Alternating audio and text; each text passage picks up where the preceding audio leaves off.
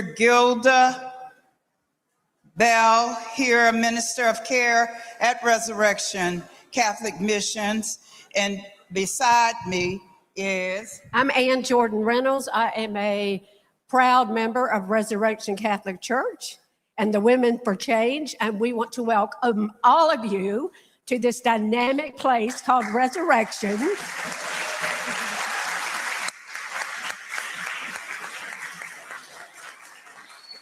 And to welcome the next governor of Alabama, Doug Jones. Yes. And Lieutenant Governor Phil Isler.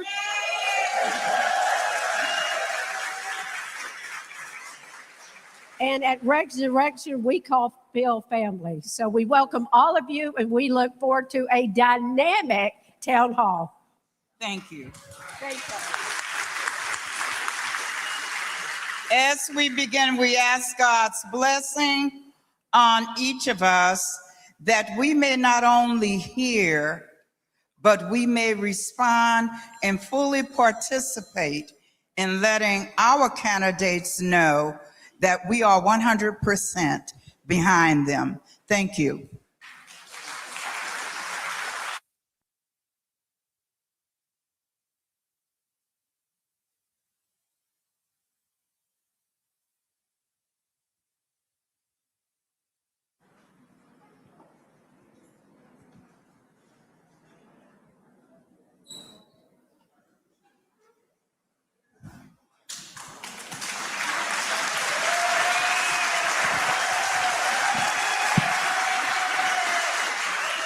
Good evening. Thank you.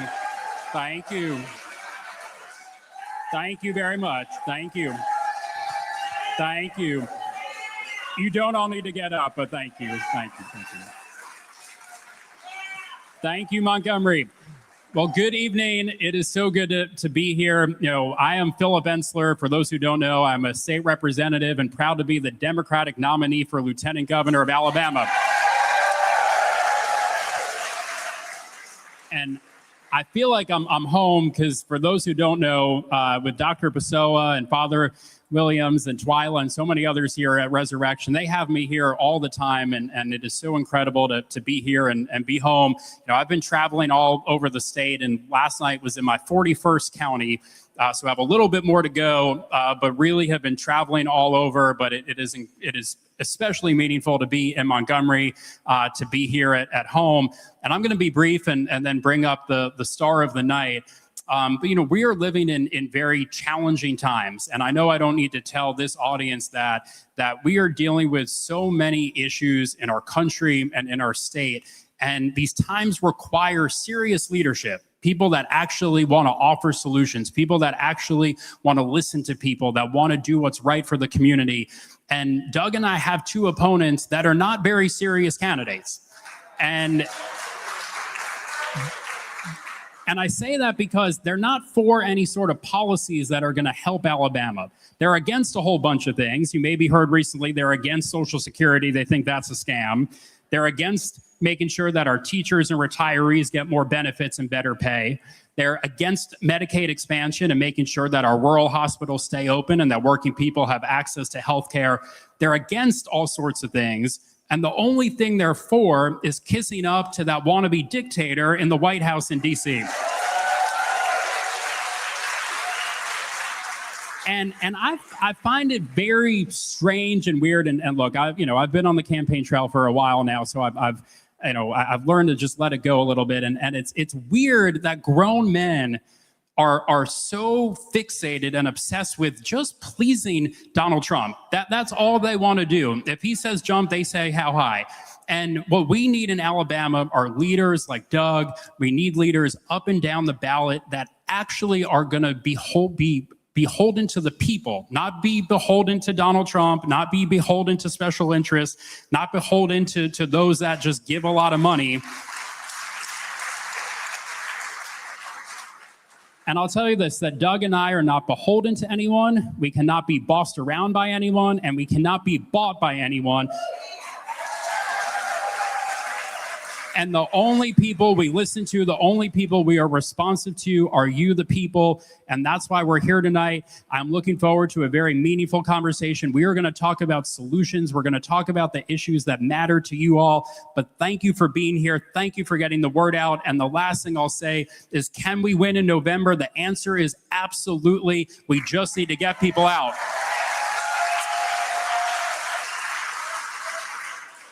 And with that, without further ado, and I'm going to shout out, I see Ron Sparks in the back. He is on the change ticket with us running for Ag Commissioner. Let's give him a big round of applause. But for the person you have all been waiting for, please join me in welcoming the next governor of Alabama, Doug Jones.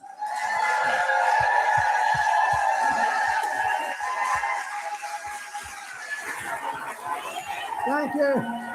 Whoa. Thank you. Thank you. Thank you, Phil. I appreciate that. Thank you. Thank you. Thanks for everybody for being here. Oh, wow. What a great crowd. This is awesome. Did I hear Ron? I see Ron Sparks in the background. Give another round of applause for Ron Sparks.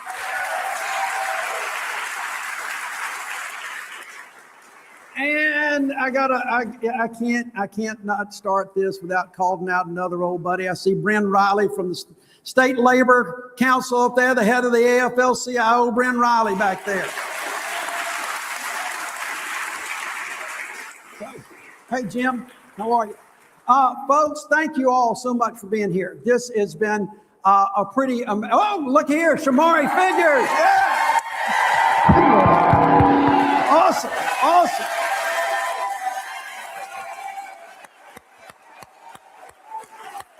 Okay, so I'm going to bring up Shamari in a little bit. We're going to do through some questions, but at some point before we end today, I want to bring Shamari up and let him answer some questions too. It's kind of an added bonus for you guys. Let me tell you, this has been exciting for us. Over the last 6 weeks or so, we have done one town hall a week. We started the week after. Hey, Ron, just come on, walk in through. That's okay. You're fine, buddy. You're fine. I can't go anywhere without Ron or Shamari, somebody trying to upstage me, for God's sake.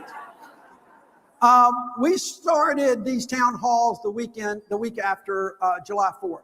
Started in Greene County. We've been to Sheffield. We've been to Columbiana. We've been to Dothan. We've been to Huntsville. Now we're here in Montgomery, and we really appreciate everybody turning out. We're getting great crowds, a lot of things that are going on. I want to say 2 things real quick, and then we're going to get into questions.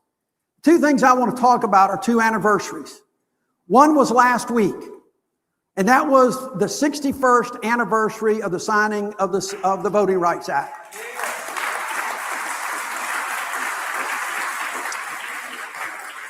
"61 years old, may it rest in peace," because it has now been eviscerated completely by a Supreme Court and an Alabama legislature. An Alabama legislature who no sooner had the Calais decision out of Louisiana, the ink had not even dried before Governor Ivey called a special session, spent $400,000 of your money just so that the legislature could gerrymander districts that a federal court, a 3-judge panel that included 2 Republican judges appointed by Donald Trump, said were drawn to intentionally discriminate on the basis of race. That's what we're facing with here, folks. But I'm going to tell you something. The Voting Rights Act has also spurred a lot of people. It's got a lot of people talking. It's got a lot of people understanding that they cannot take their vote for granted. If you are 61 years old or younger, you've never lived in a country in which you couldn't just walk down to the courthouse and register to vote without having to count the bubbles in a bar of soap or jelly beans in a jar. You've never lived in a country in which you didn't have somebody defending your right to vote and having your voice. That's gone. Now, we're not going to go back to poll taxes and things like that. But the fact that this legislature tried everything in the world to try to gerrymander this man out of a seat in Congress so that Alabama doesn't have a full complement of what Alabama should look like, that's wrong. And here's what we're going to do. This 2nd district runs from Montgomery down to the Wiregrass. And this year, we're going to flip the script on them. And we're going to elect Shamari Figures.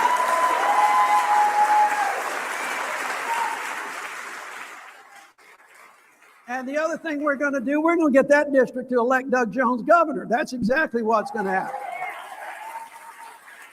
The other thing I want to mention real quick is that this week on Friday is the anniversary. It's the 91st anniversary of when Franklin D. Roosevelt signed the Social Security Act.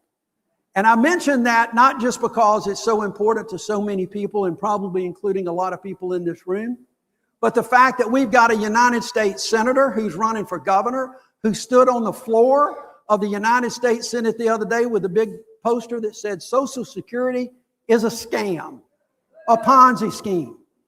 Now, I'm going to tell you folks, that's pretty rich coming from somebody who actually had been involved in a scam and a Ponzi scheme. Okay, seriously. But more importantly, and especially down here in Montgomery, I don't know how many state employees we've got or state retirees here, but I'm going to tell you, if Tommy Tuberville believes that Social Security is a scam, he's coming for your state retirement. He will want to privatize the state retirement system and get rid of the retirement systems of Alabama and put it all in the hands of people in New York that are his buddies, that are donating to his campaign, that can make money. We got to stop that. We have got to tell Tommy Tuberville, hands off RSA. Hands off. So with that, I'm going to get into some questions and see where we go tonight. We'll do this for a little bit, and then I want to bring Shamari up and let him answer a few questions. And by the way, I've got Ron here and I got Phil here. If anybody's got a question for them, just, come on, when I call your number, ask one of them. I'll bring them up, get them a microphone. Trust me, neither one of them are shy about things like this. So as you know, we do this unscripted. We have folks that might want to ask a question. We've given these numbers. Just so you guys know, I had my staff buy different tickets with big numbers because I had to squint there for the longest. But I'm just going to draw these out, and this is the best way to do it so that we know that it's unscripted and everybody. We won't get to all of them, but if we don't get to your question, I promise you, if you'll give your question to somebody on the staff, we'll get back to you. I'm going to call two numbers out. One of them will go first, and the other one we'll put on deck to be ready to go, and we'll try to move along as quickly as we can, knowing hell that I'm a lawyer and I tend to talk too long. Okay, first ticket, number 620. Yes, okay, you don't have far to walk. And on deck, 624. Who's got 624? There we go. Okay. Can you hear me? Yes. Is that on? We got the microphone on?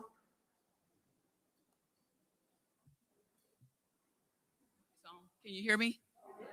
Okay. Okay. Name? I am Sherry Bradley. I'm the executive director of the Black Belt Unincorporated Wastewater Program. Yes, ma'am. That's a nonprofit group. In 2024, we had a US EPA community change grant. It was terminated and the money went back to DC. Now that original grant was $14 million and I negotiated $8 million for Lowndes, Wilcox, and Hale County to install on-site systems. Yep. We are currently we do have ARPA funds, we do have USDA and EPA funds, but those three together does not equal what we lost. Right. I'm currently working 11 Black Belt counties installing systems, but I found out if we don't have that money spent by October 1st, it goes back to DC, and we've got to have it done. My question to you, any plans for proper wastewater disposal? I'd love to say that I wish I could help you before October 1st, but I'm not in the U.S. Senate anymore and I can't. But I did when I was in the U.S. Senate.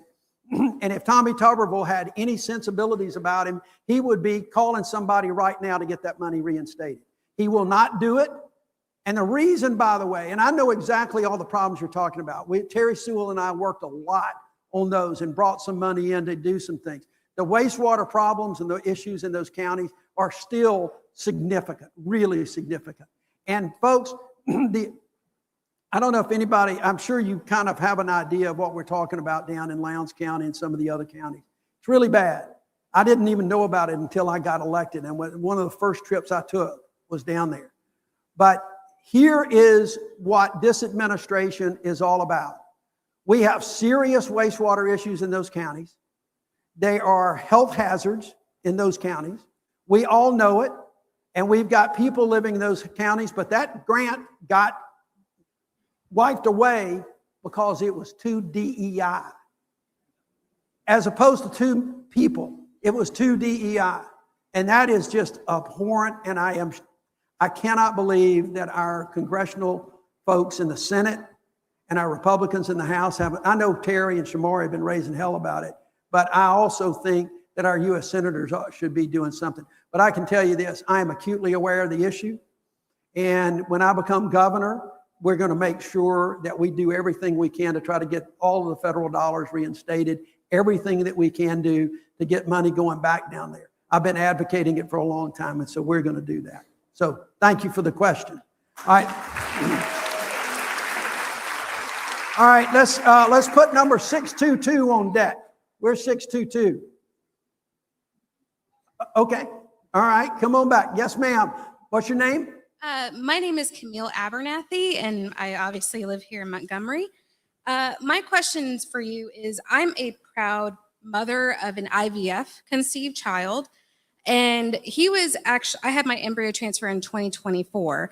That was 2 days before I believe it was the Supreme Court of Alabama made their decision to categorize embryos as children. Right. And that caused an entire uproar, especially for the IVF community and what we would do. I actually had to send my embryos to Minnesota so that they could be safe and not in any kind of detriment in case if we had to destroy any here in the state of Alabama because of the abortion law. I guess, what's your take, and how will you protect families of IVF, people who are trying to do IVF, and how will you protect them and make sure that the Supreme Court or the state legislature does not have a say in what we can do with our embryos, and also protect us in making sure that we're able to start and also expand our families? It's a great question. Thank you for that. And thank for the sacrifice that you had to make. And I'm sorry you had to make that sacrifice. Let me tell you what we're going to do when we get elected. We're going to push this legislature like hell to put an initiative on the ballot and set a constitutional amendment to protect IVF. Put it in the state constitution so that the next legislature can't do anything. And folks, let me tell you, if y'all think that the problem is like we're a pro-family state, we're a pro-life state, so it's pro-family, so that can never happen. The state of Texas Republican Party just a month or so ago passed a resolution to put in their platform that they should eliminate IVF in the state of Texas. And I'm telling you, those same groups that are pushing that are going to be in Montgomery. They're going to do so. We've got to strike right now. As soon as I can get sworn in, we'll get Phil, we'll get others, and we're going to push for a constitutional amendment. And I want to go one step further because I don't trust them at all. Y'all might pick up on that at some a little bit tonight. But I think this constitutional amendment ought to not just be for IVF. I think it needs to be for contraception too. So that's what we need. So thank you. Thank you. Yes, ma'am. Let me call somebody else. All right, 641. Hold on, 641. Yes, ma'am. Okay. Yes, ma'am. What's your name? Hey, good afternoon, sir. My name is Iris Hurd. I'm a member of Resurrection Catholic Church. I'm also a retired Army officer, and I also work for the federal government. I just want to ask about, as far as you won the Senate race in 2017, something that many people thought was impossible. And thanks to the vote of the black votes, Yep. Women, Republicans, moderates, you came together and you created a coalition that won that election, and we were so proud. So I just want to know, and maybe an easy question, so what are you doing to build that coalition now with us so close to the race? As far as social media, how are you going to get out the young folks? Because we really need to win this race. And we're here to help you. That's why we're here to motivate and get it done. All right. So what kind of coalition are you creating to create that miracle from 2017? Okay, here's the thing. That coalition still exists. It's out there. It's right here. That coalition still exists. That's why I was in Lowndes County with Phil earlier today. It's why we're doing things. It's why we're doing town halls today. It's why we've got social media that is just running crazy, not only on my handles, but also the Doug for Alabama handles. I'm out there with podcasts, at least 1 or 2 a week, doing podcasts around the state. We're doing everything we can. And I will tell you that it is a challenge for us in part because campaigning today is so much different than it was. I'm not going to have the money to go on TV all the time. I don't really think it's necessary to go on TV all the time anymore. We're putting the signs out. We're getting the social media out there. We're doing the things to get the word out. But more importantly, we're meeting with people. We're going where folks are. We've got volunteers everywhere. And the good thing about this, the thing that I can do this year that I did not get a chance to do in 2017 and really didn't get a chance to do it at all in 2020 when I lost my reelection, is that I got folks running with me.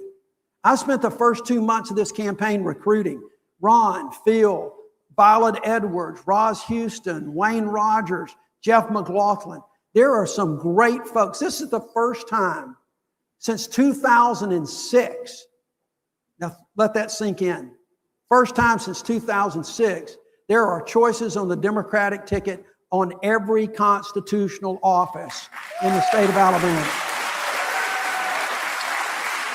So everybody has their networks too. And so our job, and what I'm asking everybody to do, is our job is to get our coalition out the vote that's still there.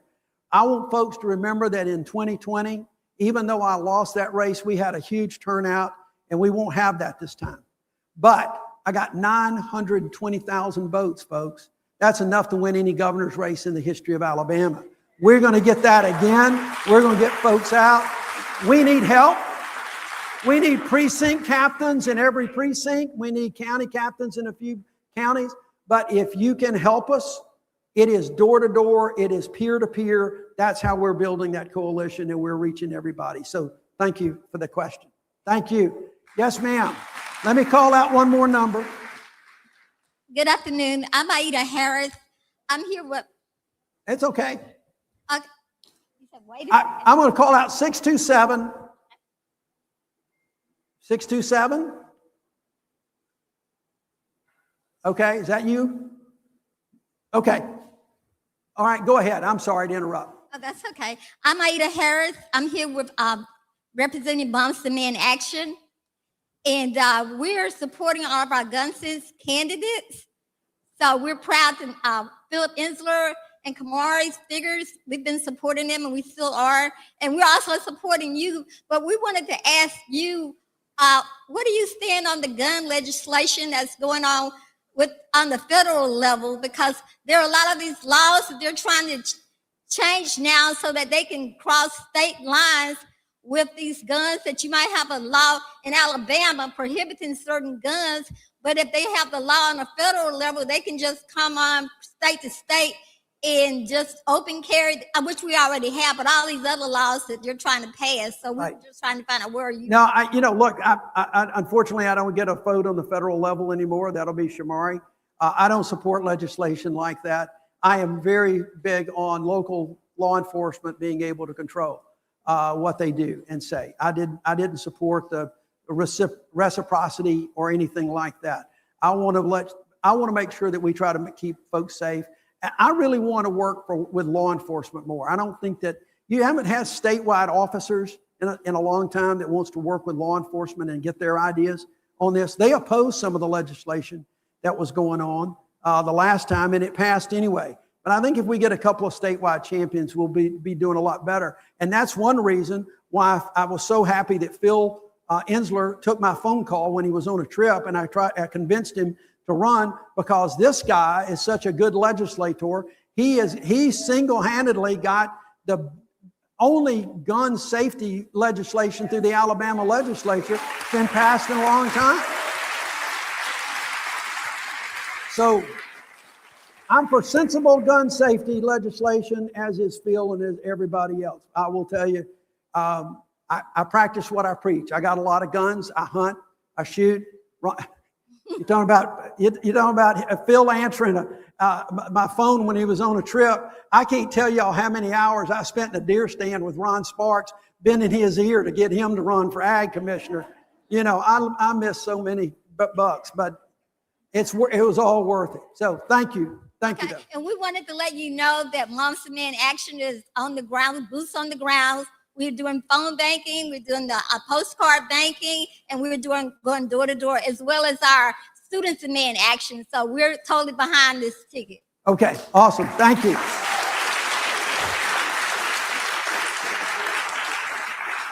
All right, let me call another number. We got 623. 623. Okay, going once. Oh, you got it? All right, sir. Yes, sir. What's your name? My name is William King. I'm a student at Brubaker Technology Magnet High School. All right.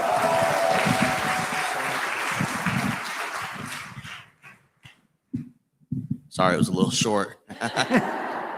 My question tonight was, with the growing prevalence of security, private security, like flock cameras and things like that, what would you plan to do to combat innocent citizens being tracked everywhere they go and having all that information logged? Yeah, it's pretty crazy what's going on right now.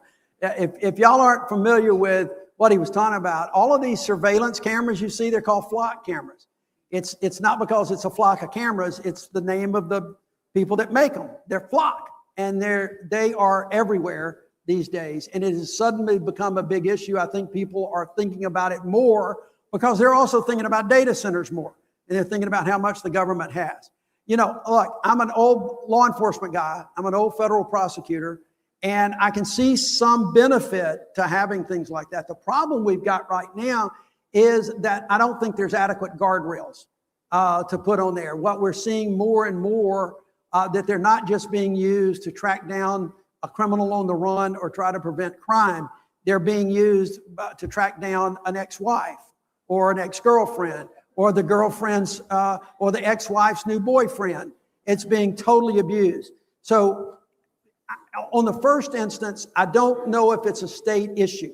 I really think it's a local law enforcement issue. I really think that sheriffs and police chiefs, but they need to be trained better. They need to make sure they've got the appropriate things in place so that these things are not abused.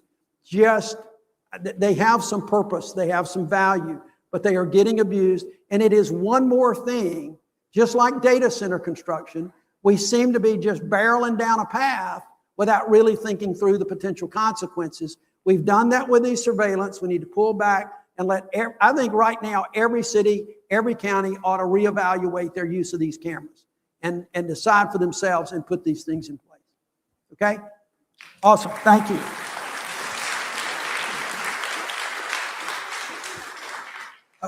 All right. Decide not to ask your question? Oh, there you go. Okay. Next, 629. 629. Okay. Very good. All right. Yes, sir.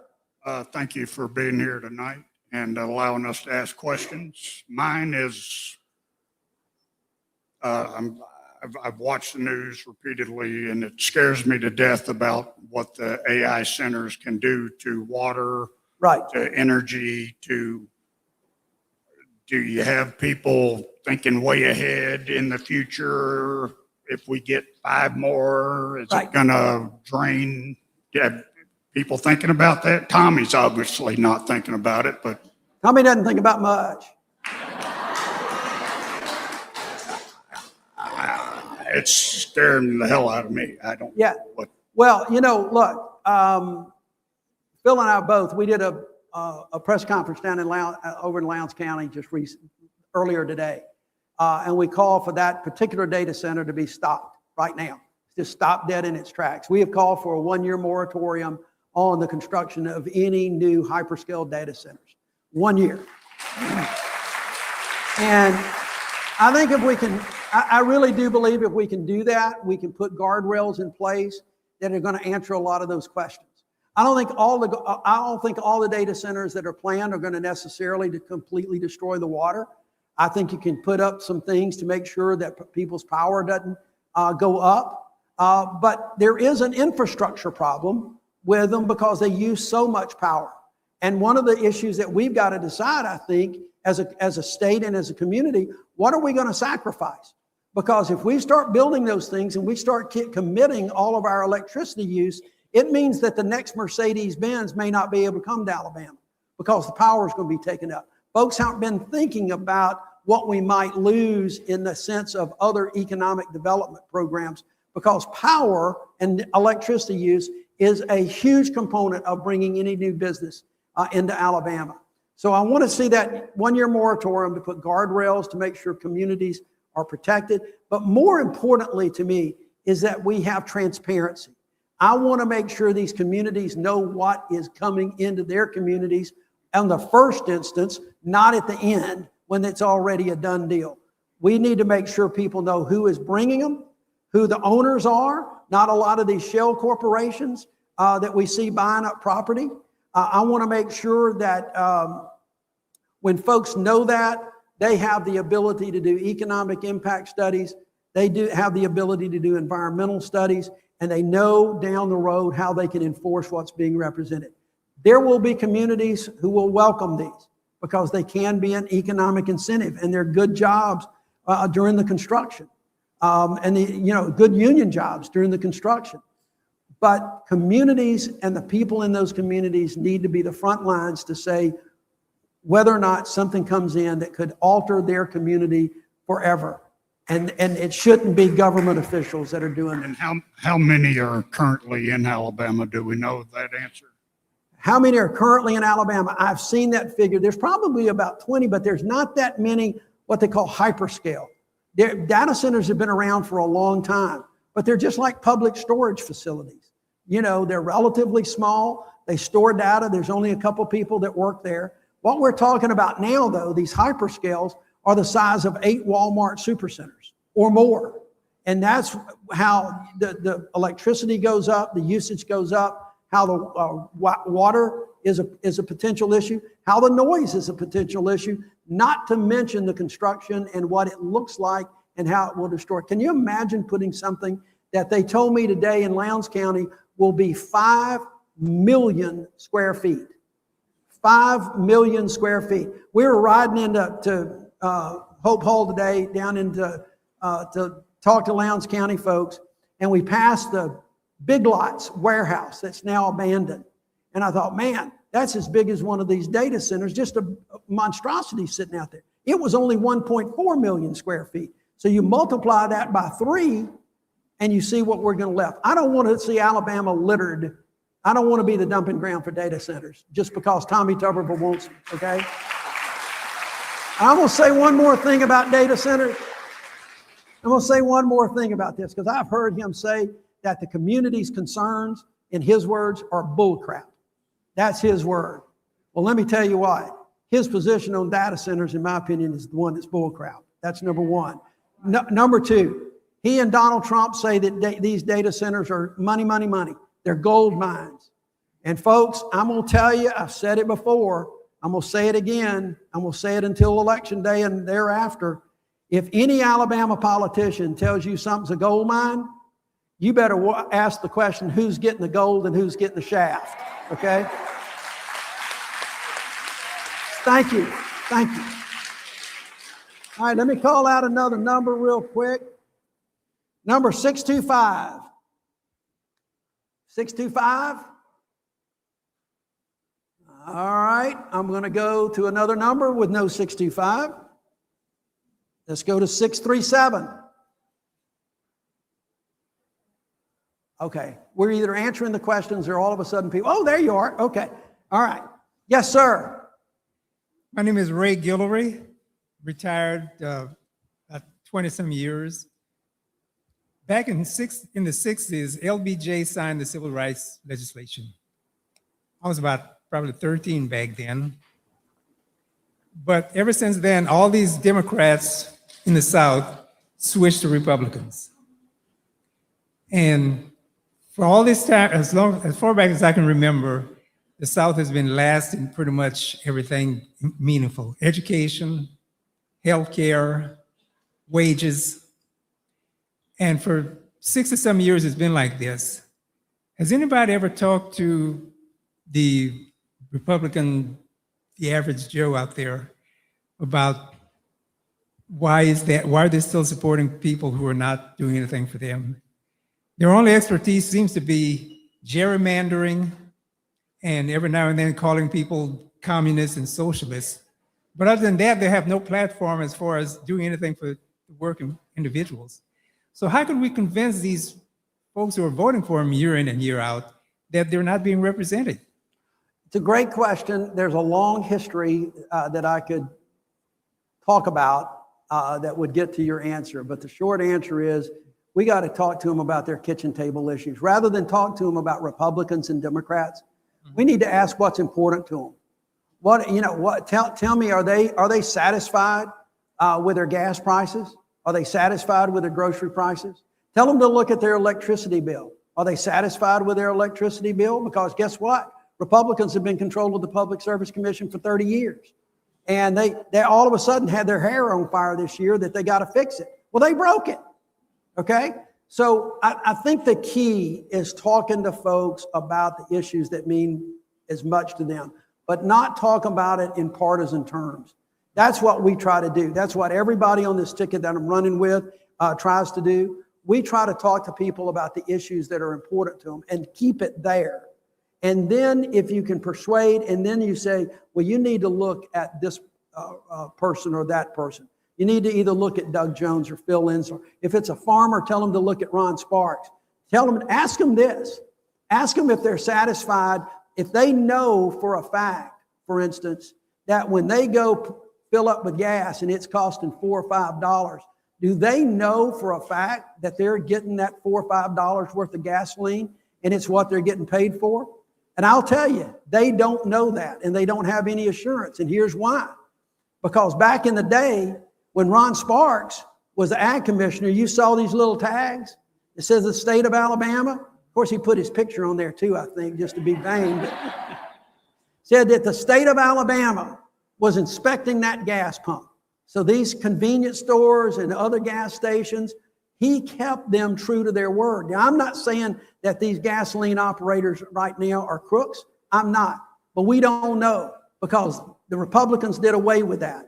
Right now, it is up to that owner to inspect that gas. That little tag says it's up to the owner. Ron Sparks is going to put that back with the state of Alabama to make sure that we have some consumer protection. So that's what I would say to you. The other thing I want to say to you is do not forget what I said to the other questioner earlier, is that we got to get our folks out. If we get our folks out and we get folks that we know are leaning our way, we win this election hands down. So that's priority number one. Get our votes out. And then if we can persuade a few folks, that's fine. If we can't, once we all get elected, I'll persuade them over the next 4 years. Thank you. Okay. Yes, ma'am. Let me call out 626. I had 637. Okay, you're next. I got you. 626. That's you. All right. I love it when I call somebody with a Doug Jones t-shirt on. That's just awesome. Okay, yes, ma'am. Good evening. I'm Kathleen Kirkpatrick. I'm an environmental engineer and climate activist based here in Montgomery. I'm so glad that Sherry was here to talk about water infrastructure issues in the Black Belt, which really persist all over this country in our rural spaces. And I work very specifically with rural communities and environmental justice communities. With so much dysfunction at the federal level, it's going to take a lot of time to recover the ground that we've lost in recent years. But as governor, and with Phil as lieutenant governor and congressman figures in office, we have a real opportunity here in the state of Alabama to look at more integrated approaches to solving our environmental and our worker issues. So would you consider some sort of integrated organization or agency in the state of Alabama to look at the cross-cutting issues? So ALDOT is talking to ADECA is talking more effectively with the folks that are regulating our water, like ADEM and ADPH. Yeah, no, it's a great question. I mean, it is something that we have thought about and that we're looking at. And one of the first meetings, and I won't tell you all who it was with necessarily, but one of the first meetings I had when I was thinking about doing this, and I wanted to say, what can a governor do? And the first thing that came out of their mouth was exactly that, to try to have more integration in the executive branch to where everybody is not fighting turf battles, not grabbing for their own little budgets, but making sure that they're working side by side, communicating and talking to each other. My biggest concern right now is that damn bill that the legislature passed this past year that says that Alabama can't do more in their environmental laws than what the federal government's doing. Well, the federal government's not doing a dang thing to help us right now at all. So we got to wait on that. But I want to get that bill. And she's here tonight. So I always talk about this, but she's here tonight. I will always remember one of the great colloquies on the floor of the Senate this year was over that stupid bill. And Vivian Figures got up to the microphone and she looked at her colleague who had sponsored it, and she just looked at him, and I could see the look on her face. She said, "Where did you get this idea?" And she didn't say the word stupid, but that's exactly what she was thinking. And the answer was this. He said, "Well, I met with some folks." And this is a really bad bill. So much for Republican states' rights when they just completely defer to the feds. He said, "Well, I met with some people and they went through it and it sounded like a good idea." And she said, "Who told you that? Who did you meet with?" He never mentioned constituents. He never mentioned anybody. And he said, "Well, I'd rather not say." Folks, that's how your Alabama government operates. That is the one thing we're going to change. We're going to shine a spotlight on all that. We're going to do exactly what you think or talking about with the discussions, the efficiencies, and we're going to do everything under the Doug Jones administration to protect the incredible natural resources in the state of Alabama. So thank you. We're here to help. Thank you. Thank you. All right, folks, I'm going to do, after this one, I'm going to do one more question, and I want to bring Shamari up and talk to him for a minute. So I got 632. 632. All right, let me go one more. 621. Okay, y'all are getting shy. I know you are. Okay. I'm going to run out of these things in a minute. 628. There she, okay. All right. Yes, ma'am. Hi, my name is Rachel Sipper. I am from Wetumpka, but I have a healthcare question, and all my healthcare is right here in Montgomery. As a disabled person, I've had a lot of experience with healthcare and public systems. I am a grateful recipient of Social Security disability because I've been working since 1996, and my body fell apart in 2024. It's made me think about how easily responsibility can become fragmented while the burden of navigating multiple systems falls on the individual. This follows on the last question, but it's in healthcare. Right. There's no network for helping us navigate insurance and the pharmacy and the hospital and the prior auths and the money. Oh my gosh. My pain pills, I have 2 weeks left before they're going to be $550 a month because I have a rare disease and we have to use stuff that's not generic. But I'm going off topic. My question to you and the congressman, please. What do you see as your role in becoming this connective tissue so that your people are able to navigate their critical needs? I tell you what. Can we hold that and let me take this last question and I'll bring Shamari up with the microphone there and we can talk about that and Medicaid because we've got both state and federal issues on that, okay? So just remember that. Yes, ma'am, we'll be there and then we'll grab the microphone. My question is not going to be as deep as some of these, but my name is, my name is Donna Wallace King. I live here in Montgomery. I saw recently, I guess this morning, that Mr. Sparks got an endorsement from Troy King, which I thought was kind of surprising.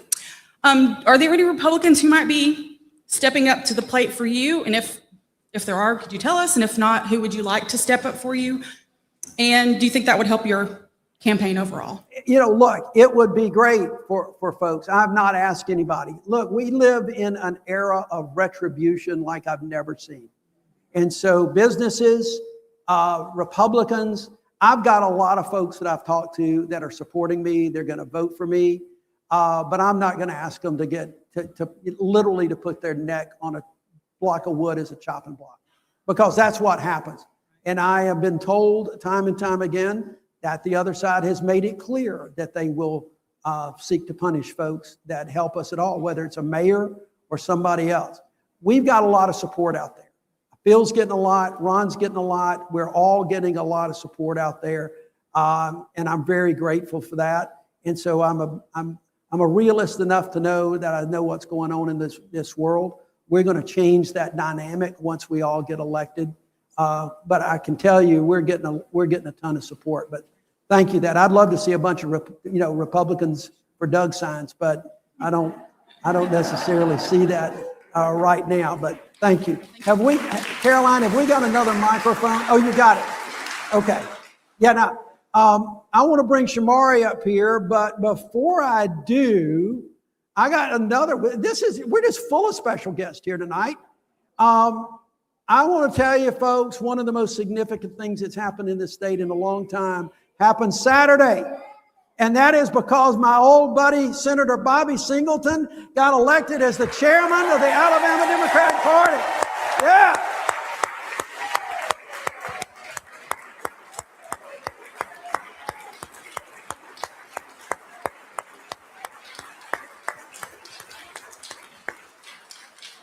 Thanks for coming, Bobby. I want to make sure y'all know that when Bobby got elected, one of the first things I said is, you better get some Ben Gay for your arm, because I'm going to be twisting the hell out of it when I get to be the governor. So, Shamari Figures, Doug Jones, current and future congressman in the 2nd Congressional District.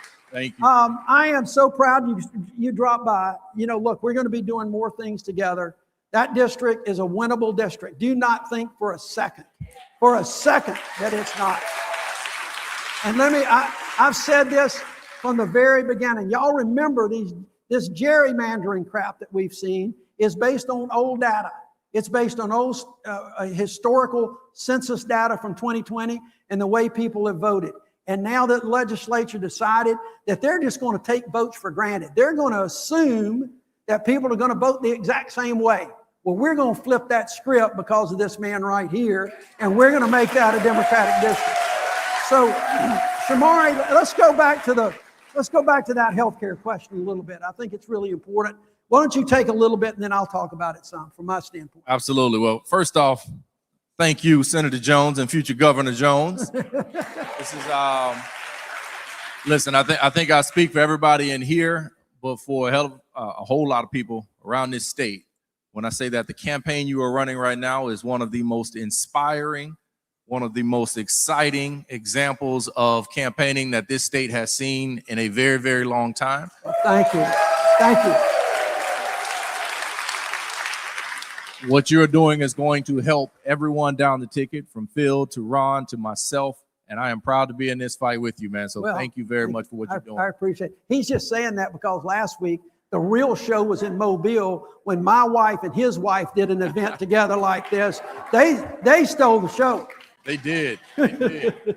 They did indeed. And I also said at the outset, one reason that, when this district was drawn, I think most of you know that, I'm from Mobile. I was born and raised in Mobile. My mom's a state senator in Mobile. She was born and raised in Mobile. My dad was born and raised in Mobile. My people are from Mobile and Clark County. When the new district was drawn, it took Mobile out of it. And so there was this question of, well, is Shamari going to run in his hometown of Mobile, or is Shamari going to run in District 2? And it was a lot of thought and conversations that went into that, and a lot of assessments that went into it. But it came down to really two points that we saw. One was almost 60% of the people that we currently represent in this current district remain in this new district. Right. That's A. Two was that we looked at some of that historical data. And the reason we know that we can win this new seat is because Doug Jones won this district by 12 points in 2017. It can be done. Yeah, it can be done. It can be done. It will be done. And it certainly should be done. Now, to answer the young woman's question on healthcare, listen, this is at the heart of it. And I think the question was about how do we serve as the nexus between real people and the real needs that they have, especially in a healthcare context. And that's something that both of us have done and do every single day. It starts with listening to people that actually need the types of policies and government that we need when it comes to healthcare. It starts with having an understanding of the problems that real everyday people are experiencing. It starts with going to these communities that don't have hospitals or that have seen hospitals close. It starts by going down and sitting at Jackson Hospital and figuring out, like, what is going on here? Why are we about to close? Right? When I first heard Jackson Hospital was closing, the first thing that they were thinking of closing, first thing I did was I got on a plane. I flew here to Montgomery on a Friday. On a weekend, I was planning to go to Mobile. And I convened the governor's office, the city, the county, the Blue Cross Blue Shield representatives, the management group of the hospital, and the operating group of the hospital to talk about what was going on. The first time all of those parties had been in the same room to discuss what was going on with Jackson Hospital. That is a problem. All right, that is a problem. I have seen what communities look like when they lose a hospital. I have seen what communities look like when they don't have ambulance services that can get there any less than an hour. Right? I have seen people that I grew up around and with suffer from having a lack of access to affordable care, suffer from having access to private insurance, suffer from having access to the type of needs that they need to be able to live a healthier life. The state of Alabama, we enjoy. How many people here are born in the state of Alabama? All right. You're not going to be cheering after I say this. Just by virtue of being born and living here in the state of Alabama, you are expected to die before people born in 48 other states. 48. We have the third lowest life expectancy, sometimes fourth lowest life expectancy, depending on the data source, in the United States of America. That is why we don't have a choice other than to be the nexus between the needs of the people here in the state and healthcare policy. And I will follow up on that. Y'all have heard me say it. It's going to be real simple for me. Day one, I'm going to expand Medicaid through the eligibility. Now,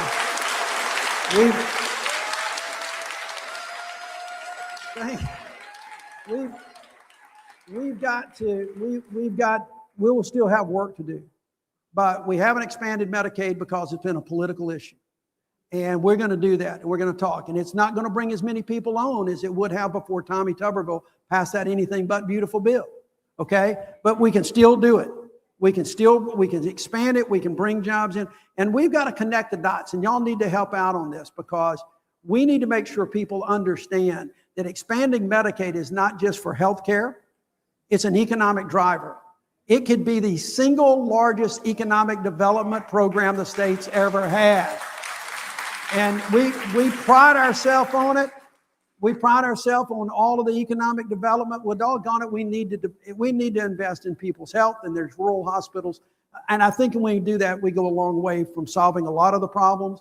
And we also, if we can get these hospitals reopened, we can get more maternal health care going on. We can do better in maternal health. We can do better with infant mortality, the whole 9 yards. Everything improves once you get Medicaid expanded.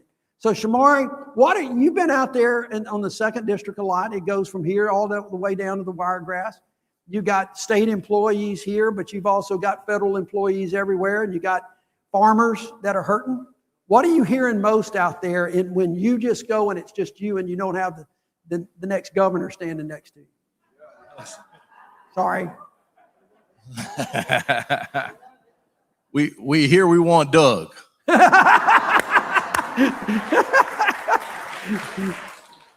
Okay, you can sit down now. That's all. No, but listen, I think people in the state of Alabama, look, the individual median income in the state of Alabama is just about $34,000, right? Just about $34,000. Let that sink in for a second. The individual median income in the state of Alabama is just about $34,000. Right. To say that another way, 50% of the people who file an individual tax return in the state of Alabama make less than $34,000. Right? And when you look at it through that lens, the pain that people are feeling that we hear the most about is economic, right? That's $34,000 before rent. That's $34,000 before prescription drug costs, before health insurance, before childcare, before food, before gas, before water, before electricity, or the light bill, as we call it some places, before the internet bill, right? That's before that, before shoes. That is what people are feeling. So when we talk about the harm that this administration has caused, it hits a little bit deeper in a place where $34,000 is the benchmark of average income. So when we look at the tariffs, for instance, what a lot of people don't realize about the tariffs is it was the single largest tax ever imposed on the American people in the history of this nation. Right. The single largest tax. How many of you bought something from Walmart in the last year? How many of you bought something from Amazon in the last year? How many of you bought new clothes in the last year? You paid the tariff. You paid the tariff. And it hit our farmers. You know, this new district we already have a lot of farmers. Farming, agriculture, forestry is the largest industry in this state. Pick up a lot more in this new district. Those tariffs hit them in a very unique way, because not only are they paying more for farm equipment, paying more for things that they need to be able to do, you know, the jobs that they do. When those other countries put on those reciprocal tariffs, it made it more expensive for our farmers here to be able to sell their products to the export markets they've been relying on for decades. Just in the case of China alone, some export markets dried up 70% in 1 year. It's almost everything. And to double down on that, China said, you know, I don't want to deal with America's problems. We're going to invest more in Brazil. So those markets aren't coming back the same way they were. And so that is real financial harm that people are feeling in real direct ways. And I tell people when I meet them, because we know the ag industry as a whole is generally a conservative leaning industry. And I look at them and I look them dead in the eye and I tell them, I say, look, I know politically where this industry has been, at least recently. But I know that is not what you voted for. You did not vote. You talk about needing Republicans. At the end of the day, you know who they love more than they love the Republican Party? It's themselves, their families, and their wallets. Right? And so when you talk to them about how this administration is impacting their ability to be able to take care of themselves and their family, then it hits in a real different way. But we hear a lot on this economic message, a whole lot, and data centers. Let me ask you this. We've got one of the incredible rising costs in America today and in Alabama is housing. I bring that up because Congress just overwhelmingly passed a new housing bill. It's one of the most significant ones in a decade. Tommy Tuberville voted against it, one of only 5 U.S. senators that voted against it. But that bill ought to help Alabama, first-time home buyers, the construction industry. How did that come about? How did that bill arrive to where it was so overwhelmingly bipartisan? Because I got to tell you, that just don't happen that much in Washington, D.C. these days. No, it doesn't. But that bill, as you know, because many parts of it have been pitched around for well over a decade. Right. That bill is essentially a collective of almost 50 different individual housing and construction related bills to be able to do one simple thing. It's to be able to incentivize home ownership, to be able to incentivize home construction with the overall hope of lowering costs, increasing the supply that you have to meet the demand will hopefully lower the cost is the thoughts there. And so, you know, housing expenses is something that we all have to deal with, the realities of it.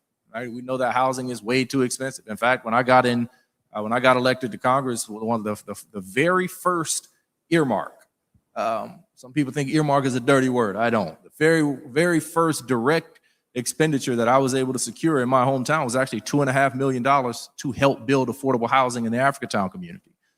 And this is and it didn't stop there. We actually, in this most recent appropriations bill, finally got some money to help come to Montgomery to help revitalize the Patterson Court area. And so that is, but the housing expenses are real for people, right? Housing is typically the most expensive expense that a person has on a month-to-month basis, particularly a person who doesn't own their home. And so I think, this administration has not done much to address the cost of living. We've addressed almost everything but the rising costs. And as you know, like everything that they are doing is actually working against it. But I think this was their effort to try to address that in some part. But it had overwhelming bipartisan support, as you mentioned. But the president didn't even sign it. President didn't Said even it was a sign it yawner. because he wanted to politicize it by trying to tie it back to voting rights. Right. He wanted them to launch an even greater assault on voting rights by tying to it a bill that would literally prevent you. How many people here have a driver's license? Everybody, right? Right. How would you like to live in a world where you could not register to vote with your driver's license? Right. Right. And that's what he wanted. That's what he wanted. And so that's why he didn't sign it. But under operation of law, he sat on it for, I believe, 10 days, and it automatically became law. So we're pushing forward with it. All right. So real quick, I'm going to ask, is anybody, not drawing, but has anybody got a question you want to direct to Shamari or Phil or Ron? We got them all here right now. Yep. Yes, ma'am. We're good. How are you?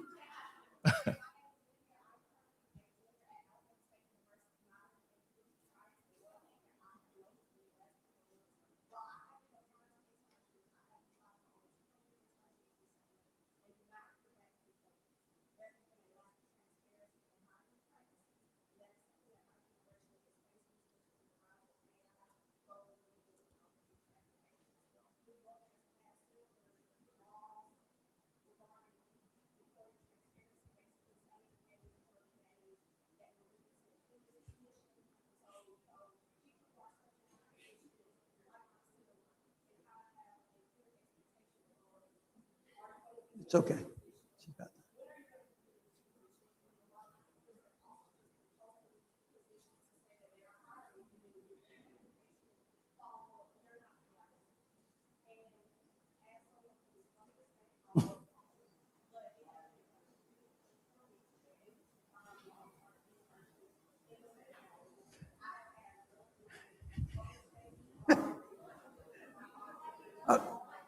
Okay.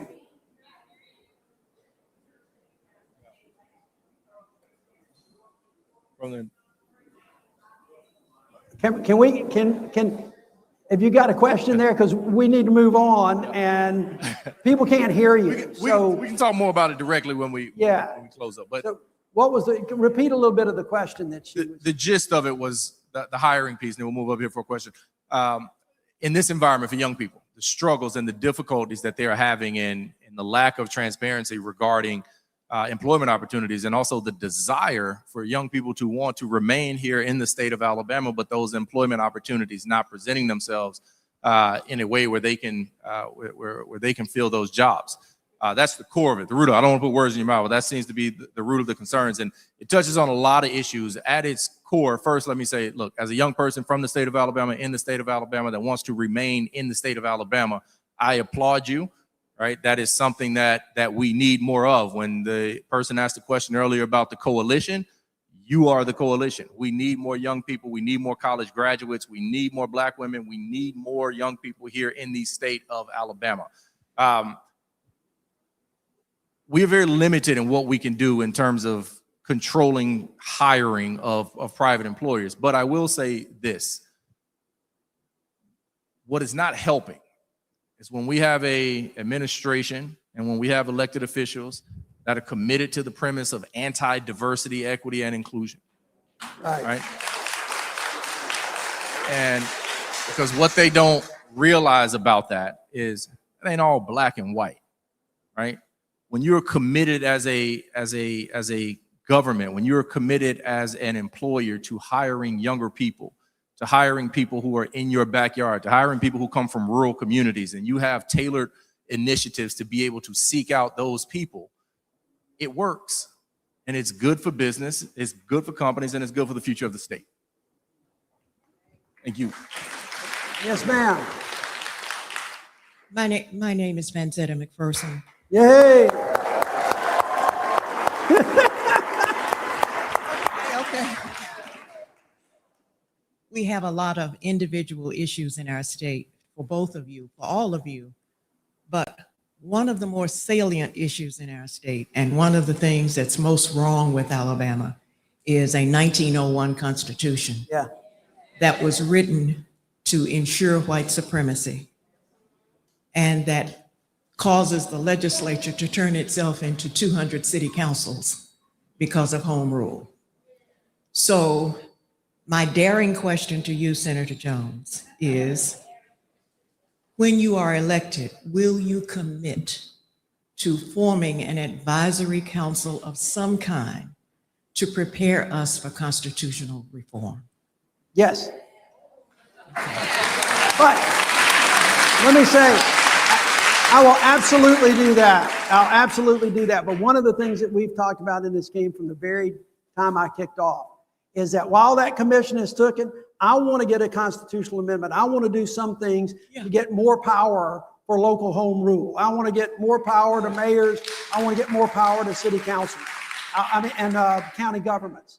Right now, I think we can do some of that while we're still looking at the overall reform. But we've got to, in my opinion, get more control and more power to mayors and city councils and county governments. And I'll add to that really quickly that part of the issue, a major component of the issue with the data centers that people are so passionate about, as I've gone around, that's what we hear about. Most people aren't anti-data center.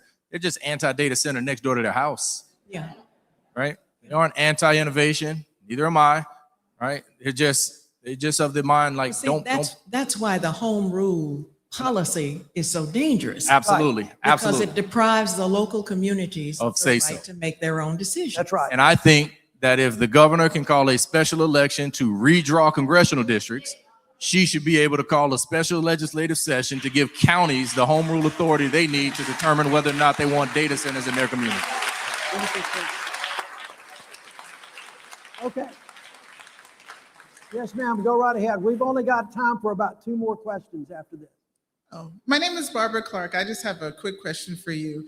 After you're elected as a governor, what kind of problems do you foresee dealing with trying to change policy with from the state and the federal level? Like, do you feel like they will try to come in and how would you deal with that? Yeah, look, I expect some resistance. There's no question about that. But everybody asks me, how are you going to govern? How are you going to get along with a Republican legislature? Will it be? I'll say the same way I did when I was in the United States Senate. Okay, I reached across the aisle. Hell, I had to reach as much inside the Democratic Party aisle as much as I did outside sometimes. And so that's how you govern. That's how you do things. It's how you get things done. I still believe, and I've said it, and tonight proves it again. We have more in common than we have to divide us. And I think that there are a lot of folks in that legislature who want to expand Medicaid because it's affecting their hospitals. I think they want to do some things to make sure that we got good education. I think they've got, there's so much that I think we can do. I think they want to bring a lottery. I think they want comprehensive gambling, but they just haven't had a statewide champion to bring them into the office and to get it done. That's how we're going to do it. And we're going to listen, and we're going to be able to work and compromise and do the things necessary to govern. When I was in the United States Senate, we passed about 20-something bills. I was in the minority. Had 20-something bills passed into law that was co-leads were with a Republican. And Donald Trump was president. Hell, if I can do that, I can get a few things done as governor in the state of Alabama, I'm telling you. So I think that's how. But I do think this. I do think so many things that we've talked about tonight begins with a champion and somebody with a bully pulpit. We have not had the champion for Medicaid expansion and things like that. We've never had that in a statewide office. Vivian, Bobby, all the other Phil, state legislators were champions, but not a statewide office holder. We're going to have that going forward. So thank you. That's why it's so important to also not give up on our state and local races and make sure that we're voting down ballot for senators and state legislators. 100%. As well. 100%. Yes, sir. Good evening. My name is DeAnthony Powell. As someone running to serve at the local level, I'm interested in how can we build stronger partnerships across government? What is one thing you believe city leaders can do more effectively to work with state and federal leaders to bring resources and opportunities back to neighborhoods that have historically felt overlooked? I think it starts with what I call mutual intentionality, right? Mutual intentionality, right? When people in this conversation about redistricting, we've had a lot of conversations about what representation looks like, right? Let me tell you what it looks like. It looks like me walking into Bullitt County Sheriff's Department with $1 million earmark for the first time they've ever received one. It looks like going down to Crenshaw County with the same amount down in Luverne, Alabama, with $1 million federal check for them to be able to do some economic development related to a community center that they're doing down there for the first time, right? It looks like being intentional about engaging at every single level of government. Look, I got mayors that call me, county commissioners, state senators, state reps, school board members, city councilmen and women, because we are intentional about engaging with them, right? You have to be at every single level.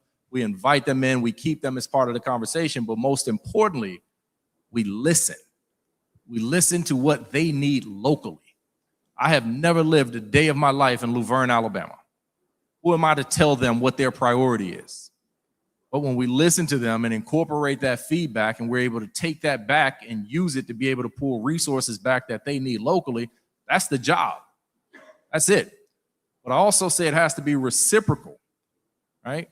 When he's governor, he's going to have 67 counties. If I had to guess, I'd probably say 700 or 800 municipalities, at least. Well, municipalities and townships. And he can't intentionally engage with everybody about everything in every place. So it takes those people at the local level being intentional about that reciprocal engagement and reaching out to us and engaging with us and letting us know what your needs are. Not being upset when you don't get your way every single time, but just know that you come back around and we're going to do everything that we can to help you. And I tell you the other thing too. I think in this day and age, I think it takes a little bit of damn profiles and courage of people on the other party to stand up and speak out when $20 million worth of grants go by the wayside for no reason at all, when you've got grants at UAB, you've got grants at in Tuscaloosa, at UAH, in South Alabama. These grants are just going away, and all we hear is like, well, we're working on it. We're writing a letter. The hell with that. Stand up, speak out, cause some trouble. This is your state, for God's sake.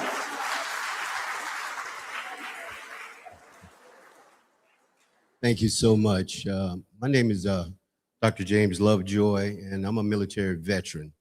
I'd be remiss if we didn't talk about our veterans here, and I just wanted to leave you all and ask you this question here. With our military service members struggling to transition, you know, in the communities, I want to know, what would your role when, not if, when you are elected as governor, lieutenant governor, for our veterans, especially when it comes to jobs, our health care, and specifically, what are you going to do about that?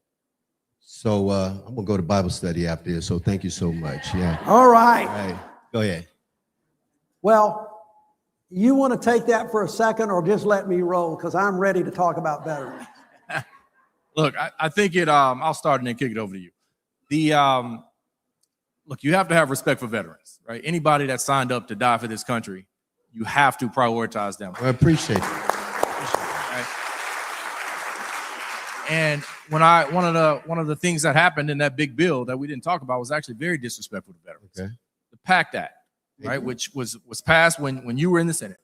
They advance funded, meaning that they went ahead and put the money for years to come for veterans' health care, specifically related to burn pits. Correct. I'm sure you know all about burn pits, right?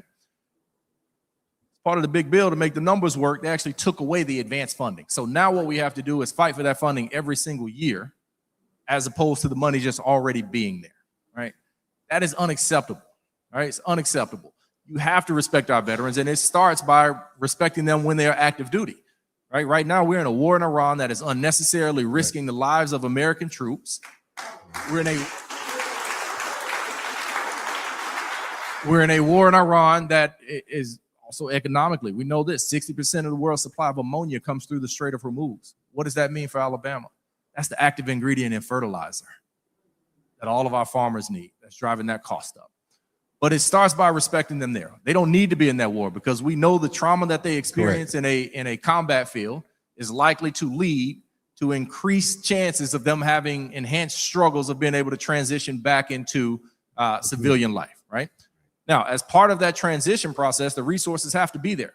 I can tell you what has not helped with those resources is when the president comes in on day one, and what he says is we're going to start cutting staff, including at the VA, Correct. amplifying the wait times you're going to have on the telephone, amplifying the wait times you're going to have to be able to get an appointment, amplifying the wait time you're going to have to get answers on veterans benefits that are already out there that you may need help accessing, including housing that a lot of our veterans struggle with. That is not helping.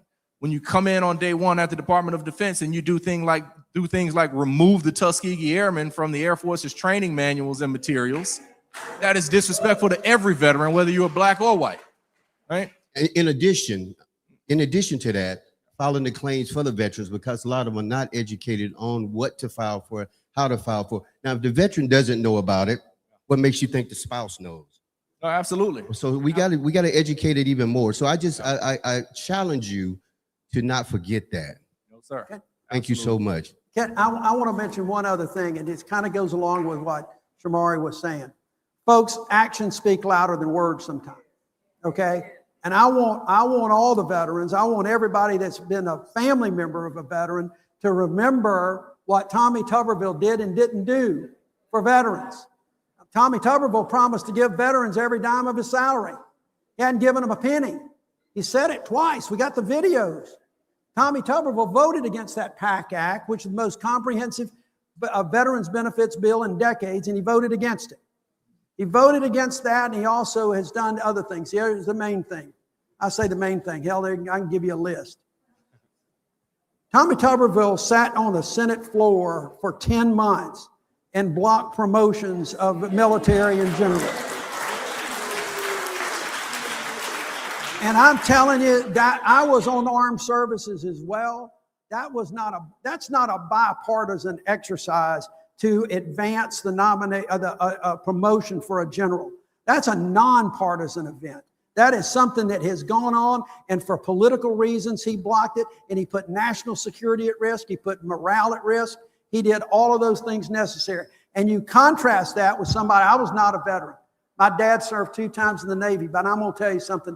My dad was a fierce patriot, and he taught me how to be a fierce patriot.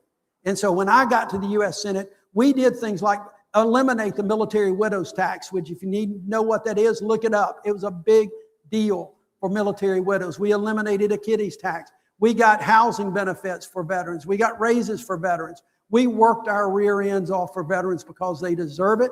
And as governor, that's exactly what I'm going to do.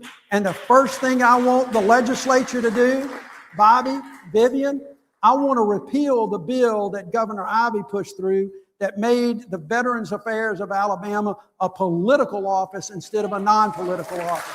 We need to repeal that. Sir, we got to wind up. This will have the shortest answer. When are you debating Tuberville? I'm good. Okay.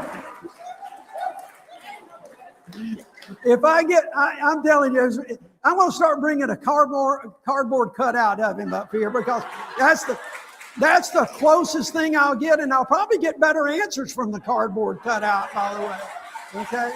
So, thanks, Shamari. Thank you, brother, for coming. Folks, thank you all for being here tonight. I love you. Let's get out and vote. Let's make this happen on November 3rd. Thank you all. Thank you, Ron. Thank you. Thanks, everybody. Right here.